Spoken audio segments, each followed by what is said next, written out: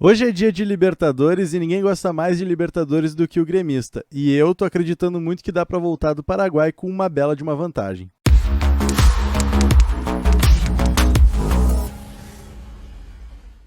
E aí pessoal, tudo bem? Eu sou o Luiz Felipe Macedo, eu sou comentarista e narrador da Rádio Pachola, coloco meus vídeos de opinião sempre de manhã e sempre te convido a comentar, deixar teu like, se inscrever no canal. Isso é muito importante mesmo. E se quiser me seguir nas redes sociais também é LZF Macedo, tanto no Twitter quanto no Instagram. E é o seguinte, por mais que eu goste do Renato, a gente consegue reconhecer algumas coisas que não são tão legais assim nessa gestão que ele está fazendo, nessa passagem dele como técnico do Grêmio. E é importante ressaltar isso porque muitas vezes a gente faz muito essa polarização, assim, ou a pessoa gosta muito do Renato e fecha os olhos para as coisas ruins, ou a pessoa não gosta nada do Renato e não consegue comemorar o fato dele ser um grande campeão pelo Grêmio. Mas uma das coisas que mais me incomoda do Renato como técnico do Grêmio é que o Grêmio muitas vezes tem se tornado um time extremamente previsível. E no sentimento do torcedor ainda existe aquele time de 2016, 17, 18, né, que era um time que jogava muito mais bonito, que foi trocando peças, mas as peças que foram entrando foram correspondendo, e o Grêmio era de muito toque de bola, era muita qualidade, ia tocando, quando veio aparecer na frente do goleiro adversário, conseguia fazer gol, então era um Grêmio que realmente tinha o melhor futebol do Brasil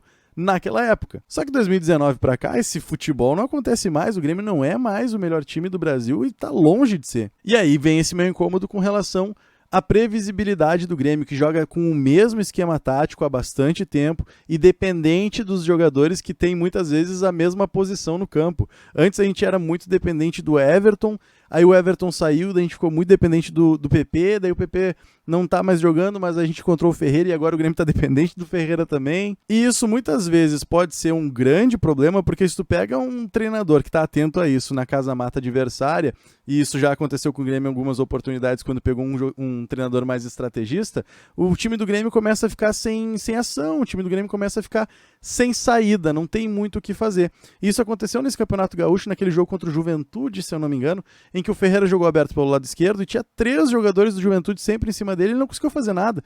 E coincidentemente foi o jogo que o Juventude ganhou. Então eu sinto muita falta de uma jogada um pouquinho mais ensaiada, de uma coisinha um pouco mais diferente. Muitas vezes a gente fica muito dependente de um jogador que esteja numa noite muito iluminada, assim, sabe? E essa dependência é muito perigosa, principalmente agora porque a gente vai jogar contra o Del Valle 2 jogos de Libertadores, de pré-Libertadores na verdade.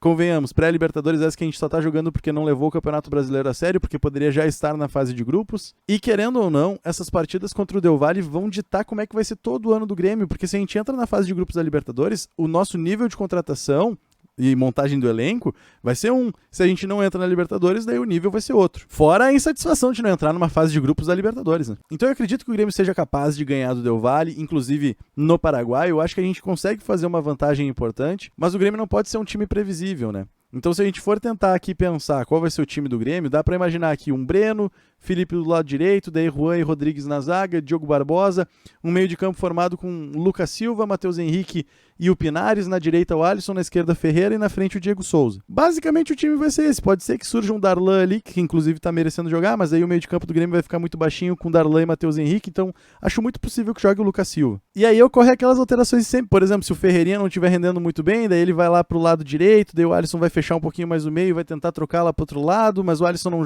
não tem jogado tão bem assim do lado esquerdo, daí pode ser que saia o Alisson entre o Léo Chu, ou saia o Ferreira entre o Léo Chu, daí vai jogar o Léo Chu de um lado, Ferreira do outro, e novamente o time do Grêmio, apesar de ter jogadores muito talentosos, como o Léo Chu e como o Ferreira, novamente vai se tornando um time previsível, e daí fica fácil de marcar, e pode ser que o Grêmio não tenha armas para jogar contra o Del Valle. E repito, esse jogo é muito perigoso, não dá pra não jogar, não dá pra não ganhar. E quando eu digo não dá pra não ganhar, eu tô falando dos 2 jogos, né? Não só desse jogo especificamente de sexta-feira. E aí eu expresso essa minha incomodação justamente porque eu gostaria de ver alguma coisa diferente, que claro, exige muito treinamento, né? Umas jogadas ensaiadas e tudo mais, e não tô dizendo também que não treine, mas eu tô dizendo que sinto falta de ver isso. E talvez uma das soluções possa ser o tipo de alteração que o Alexandre Mendes pode fazer nessas 2 partidas, né? Por exemplo, se o Ferreira estiver muito bem marcado, em vez de tirar um Ferreira e colocar um Léo Chu e manter o desenho do time só tentando ver se o jogador vai ter mais talento naquela partida do que outro, talvez colocar um Ricardinho no lugar do Ferreira. Por quê? Porque o Ricardinho, por ser mais agudo, ele naturalmente faz o desenho do Grêmio passar a ser com 2 atacantes. Aí se tu tira, por exemplo, um Alisson e coloca um Darlan, tu compacta de novo o meio de campo e aí tu vai ter Lucas Silva, Darlan, Matheus Henrique e Pinares, os 4 jogadores ali povoando aquele aquele meio de campo e tentando fazer o time do Grêmio ser um pouco mais agudo. Estou pedindo pro Grêmio começar a partida assim? Não, não estou pedindo, porque isso exige treinamento. E querendo ou não, aqui eu tô quase que propondo que o Grêmio jogue num 4-4-2 em determinado momento da partida. E querendo ou não, diante dos últimos anos, isso é uma mudança bem brusca. Mas tudo que eu tô dizendo é que talvez seja muito interessante a gente ver uma dupla de ataque com o Ricardinho e Diego Souza. E talvez, dependendo de como estiver a partida, se o Ferreira tiver marcado, se o Alisson tiver marcado, se a gente tira esses dois pontas, povoa o meio de campo e coloca dois atacantes lá, a gente talvez ali esteja criando um elemento surpresa dentro dessa partida que dificulte a marcação do time adversário. Que aqui só estou propondo justamente por tudo que eu falei de achar o time do Renato um pouco previsível demais. E eu desejo ver o Diego Souza e o Ricardinho juntos em campo formando uma dupla de ataque porque os dois estão querendo muito fazer gol, assim, os dois estão fedendo a gol, como a gente gosta de falar. Então, talvez seja caso também de aproveitar essa chance deles, mas claro, não adianta tu ter dois atacantes um pouco mais fixos ali, mesmo que o Ricardinho saia um pouco mais pro jogo e tal, não adianta ter dois atacantes um pouco mais fixos se tu não tiver quem entregue a bola para eles. Então, por isso até que dentro dessa minha proposta aqui, desse meu devaneio, que a gente tire o Alisson e coloque um Darlan, porque o Darlan é um cara que gosta de fazer lançamento, é um cara que gosta de dar uma bola um pouco mais aguda.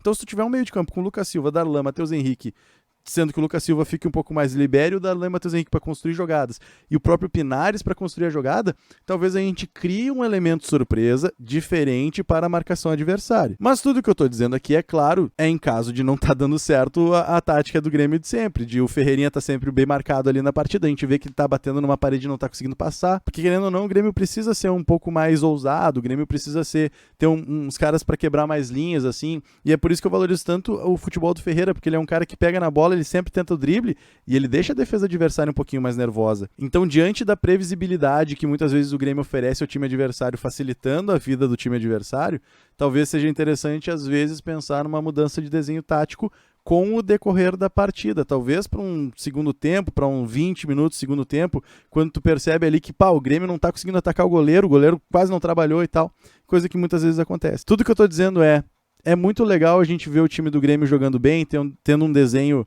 que tá claro, assim, que a gente consegue inclusive imaginar quem serão os titulares do time, mas é legal também ter recurso, é legal também tu perceber uma mudança de movimentação na partida, tu perceber que o time tá fazendo alguma coisa de diferente ali, tá inclusive pegando o torcedor desprevenido, sabe? E diante de uma partida tão importante como essa, de pré-Libertadores, em que a gente tem que passar pra fase de grupos, eu penso com certeza que o Ricardinho e o Diego Souza fariam uma ótima dupla de ataque e conseguiriam, então, desempenhar muito bem. Claro, com alguém podendo entregar essa bola para eles. E por mais que esse vídeo tenha sido um pouco mais do tatiquês, eu acho que tu entendeu o que eu quis dizer, né? E fora isso tudo, eu sou torcedor do Grêmio, tô aqui para torcer pelo nosso time, tô aqui para ver o Grêmio ganhar, para ver o Grêmio ter sucesso e, claro, te convido a acompanhar sempre a jornada da Rádio Pachola.